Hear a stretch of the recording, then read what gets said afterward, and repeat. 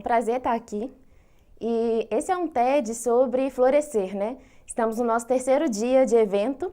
Finalmente chegamos na estação do inverno e nada melhor para celebrar o florescer em meio à diversidade do que falar de promover mudanças no setor público, um lugar cheio de desafios e cheio de oportunidades também. E esse é um pouco também do meu próprio florescer profissional e pessoal, um pouco do meu propósito de vida. Eu acredito que políticas públicas baseadas em conhecimento são a real forma de transformar o governo. E vou explicar um pouco por quê. Para começar, gente, quanto que custa atualmente errar no governo? Em sua última pesquisa, o BID, o Banco Interamericano de Desenvolvimento, ele estimou que o Brasil ele perde anualmente 60 bilhões de reais, de dólares, na verdade, 60 bilhões de dólares, ou seja, 4% praticamente do seu PIB, em políticas públicas ineficientes, somando aí um desperdício em compras públicas, salários que às vezes são excessivos, dentre outras transferências. E assim, por si só esse dado já choca, né? Já deveria chocar. Mas por que isso é tão grave? Primeiramente porque nós estamos em um país desigual, em um país em que várias necessidades populares não são resolvidas, e também um país com recursos limitados, assim como todos os outros. E nesse cenário é importante que gestores públicos e pessoas que atuam dentro de governos consigam fazer a melhor alocação possível para os nossos recursos. Mas não é tão fácil assim, né? Esse sistema que rege o gasto público, ele é um sistema complexo, é um sistema movido a interesses, a incentivos, a recompensas. Então, como que a gente pode transformar a maneira como o Estado aloca os recursos? Tudo começa com um conceito muito importante, que é o conceito que move a ação do governo, o conceito de políticas públicas. O que são políticas públicas?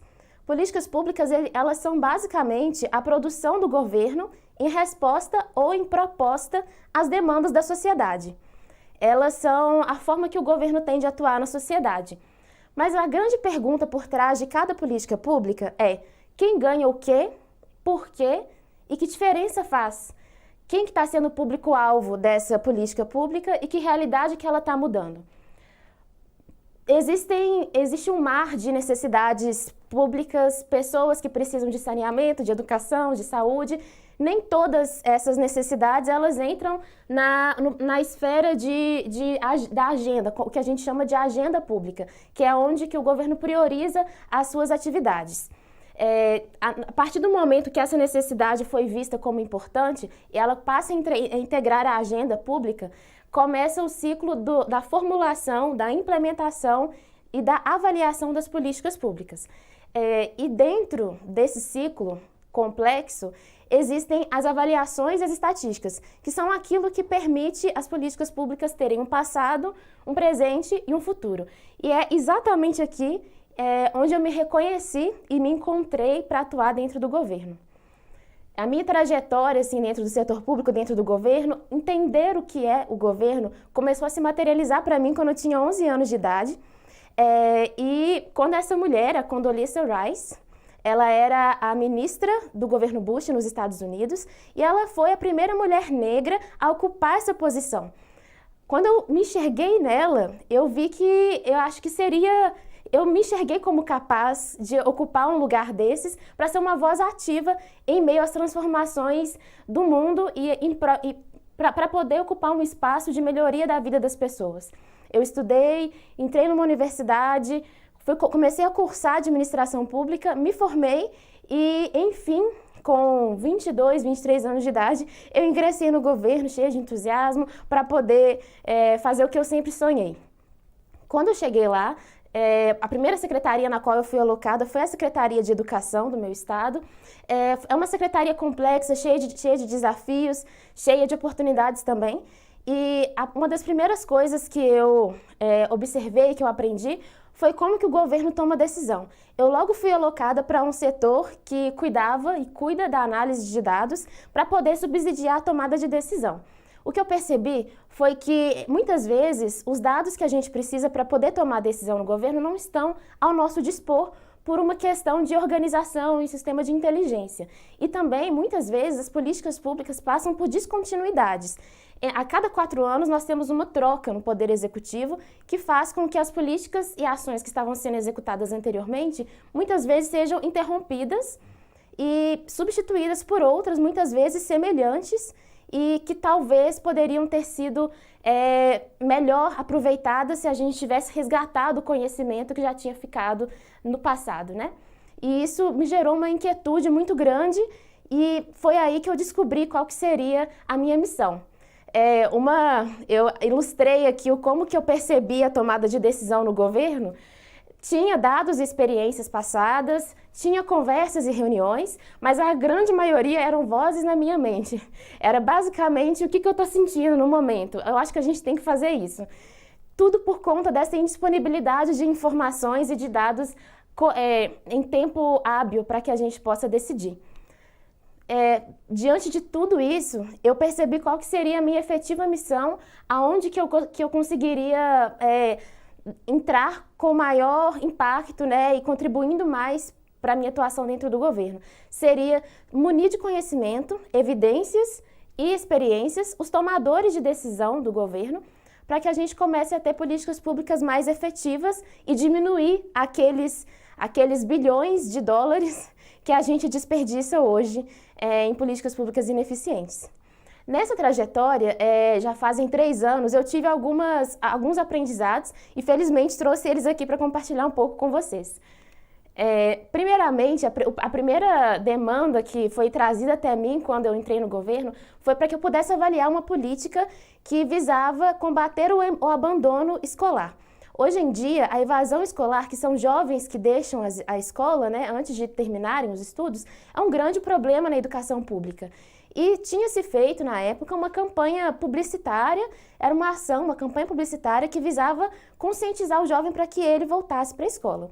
E ela era celebrada como muito bem-sucedida, como uma política que tinha dado muito certo, porque ela tinha feito as matrículas aumentarem.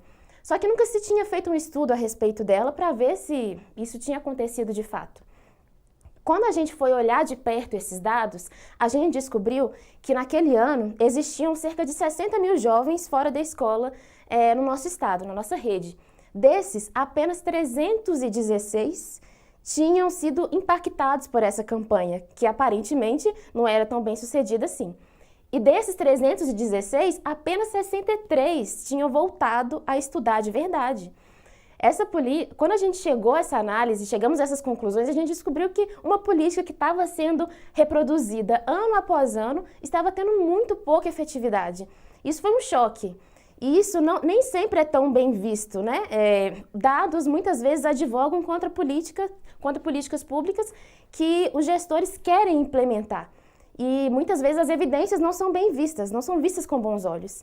Por isso que é um trabalho que você tem que fazer com muito cuidado, mas com muito compromisso e com muita responsabilidade, porque eu acho que o papel do servidor público, o papel de quem atua no governo, é apontar a realidade para que as pessoas que estão na tomada de decisão possam escolher como elas vão representar ou não a sociedade. O próximo aprendizado que eu tive foi o dilema muito famoso da exaustividade versus a tempestividade. Esse dilema consiste em, muitas vezes, eu, por exemplo, várias pessoas querem fazer as demandas, as análises de dados, os estudos da melhor forma possível, trazendo muitos dados, muitos indicadores, mas se isso demora muito, se a gente é muito exaustivo e a gente demora muito para fazer isso, a gente perde a tempestividade. Várias vezes eu coloquei essa imagem de um ônibus escolar porque foi o meu caso. Me pediram para fazer um estudo a respeito do transporte escolar no estado, né, com os alunos da rede pública. E eu fiz um estudo muito bonito, com vários dados, com várias coisas. Demorei 1 mês para fazer. Só que precisavam desses dados em 2 semanas. Logo, esse estudo não foi utilizado e não me lembro da última vez que ele foi utilizado. Fica lá na minha caixa, no meu computador, como memória afetiva, mas eu perdi nesse dilema exaustividade versus tempestividade. E é algo que acontece sempre no governo e provavelmente em outros setores também. O próximo aprendizado é a gente precisa de escolher quais lutas que a gente vai lutar, né? Eu fui apresentada a várias lutas, né? Essa luta de utilizar dados, de organizar dados, de registrar o conhecimento, de aproveitar políticas públicas passadas, ao invés da gente ficar reinventando a roda. Só que nem sempre dá para você vencer todas essas lutas e nem sempre dá para comprar todas essas lutas. Quem tenta comprar todas essas lutas, como eu no início, corre risco de ficar extremamente decepcionado e exaurido. O governo é um lugar difícil para os idealistas, então é muito importante que a gente escolha quais são as batalhas que efetivamente a gente vai lutar e o que eu vou fazer com o espaço que eu estou ocupando. Essa é a grande pergunta. O que eu vou fazer com os recursos que eu tenho, com o espaço que eu ocupo? Eu coloquei aqui que políticas públicas baseadas em evidência, né? Hoje em dia a gente tem falado muito sobre políticas públicas baseadas em evidência, essa é a maneira de transformar o governo, e tem se falado muito disso. Mas por que as evidências não bastam apenas? As evidências por si só não bastam, porque muitas vezes as evidências, os dados, as informações, elas são distorcidas ou até aproveitadas para as finalidades que os tomadores de decisão ou que as pessoas envolvidas têm. Um dado, uma informação pode servir a quem ela quiser. Já o conhecimento, ele é mais resiliente contra as nossas falácias do dia a dia. E o que eu estou chamando de conhecimento? Conhecimento como evidências processadas, absorvidas e refletidas, mais as experiências. Apenas dados e informações, eles não são suficientes para poder transformar, né, a forma como a gente faz política pública, porque tem algo que fica muitas vezes fora dessa equação, que são as experiências passadas e é algo que a gente perde recorrentemente dentro do governo. Mas existe saída para todos esses desafios, né? Existem formas de promover mudanças e eu, com mais várias pessoas competentíssimas dentro do governo, pudemos deixar um pouco aí da nossa marca e até hoje estamos aí nessa luta para promover e disseminar uma cultura de dados, de conhecimento dentro do governo. Uma coisa que a gente notou quando eu e a minha equipe, né, quando as pessoas que trabalhavam comigo, quando a gente começou a desenvolver esse trabalho com dados e informações, a gente reparou que a formação de servidores públicos para análise de dados era muito deficitária. Muitos servidores públicos não tinham competências em análise de dados, ferramentas, e foi aí que a gente começou a correr atrás desse conhecimento, a se aperfeiçoar, e a gente viu como que saber ferramentas, ter o conhecimento pode transformar o seu trabalho. Foi aí que a gente criou a comunidade GovR, que é uma comunidade que visa conectar servidores públicos que utilizam do R, que é uma linguagem de programação para análise de dados, para melhorar o trabalho do seu dia a dia. A gente descobriu que existem várias pessoas dentro do governo que já utilizam essa ferramenta e já fazem um trabalho muito bacana de análise e avaliação de políticas públicas. Conseguimos fazer o nosso primeiro evento, que contou aí com 80 pessoas, e depois a gente foi crescendo o nosso impacto. Chegamos aproximadamente em 180 servidores públicos impactados no ano passado, né? Depois teve a pandemia, infelizmente, a gente deu uma desacelerada, né? Mas foi muito importante. Um aprendizado que eu trouxe disso tudo é o poder da rede, né? O poder da conexão entre as pessoas, que nenhuma transformação se faz sozinha.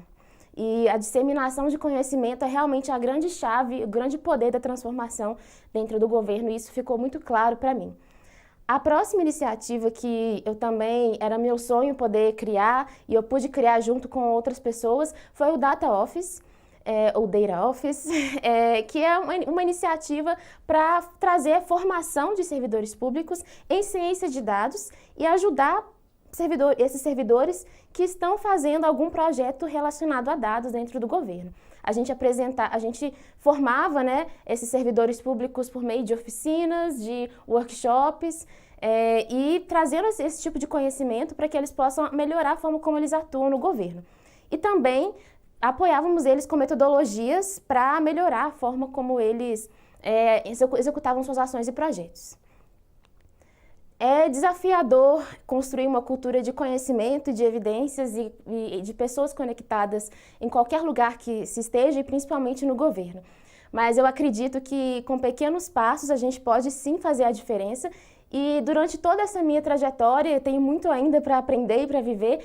A coisa que mais ficou forte para mim, clara, é que o maior de todos os erros não fazer nada por achar que se faz pouco. Por isso, a mensagem que eu venho trazer para todos nós é: façamos tudo o que a gente puder. Obrigada.